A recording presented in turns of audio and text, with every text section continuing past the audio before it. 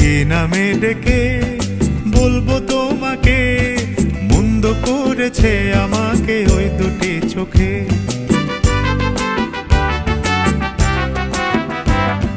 কি নামে ডেকে বলবো তোমাকে, মন্দ করেছে আমাকে ওই দুটি চোখে।